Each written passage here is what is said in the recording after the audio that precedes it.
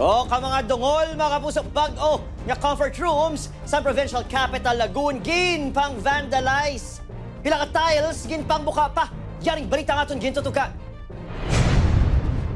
Sang tinalikdan niya Pebrero, ginbuksan sa publiko ang ini nga comfort rooms. May aircon, may manami interior design kag bag-o nga tiles. Pero wala pa isa ka bulan, ini na ang sitwasyon sang banyo.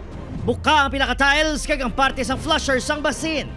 Ang mas malala pa, may mga bandilismo sa palibot sang banyo. Duda sang sekyo sa lugar, grupo sa mga pamatanon ang nagpanghalit. Sobra sila pulo, sir. Pinahimo nila tambay sa sulod sa sir sa bayan. Kaya man aircon. Kaya aircon, sir, amo na nanamihan sila magtambay sa sulod. Kung sila sulod sa lababo.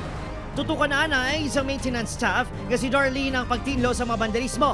Ang gamay sini nga pangabay. Sari-sari man na di ka kaladto, mga estudyante. Ano ay yung tanong sa mga estudyante natin na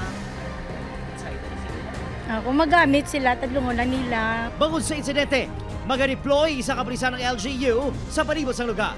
Ang aton nga mga guards, aton nga attendant sa aton nga CR aramanda, but I think kinahanglan a little bit more vigilant, no, ang ilang nga pagbantay sa aton assets, no. If it's our property, no, we don't want people to destroy it. O magkiring ang Kisilyo, Adrian Pretos. 1 Western Visayas.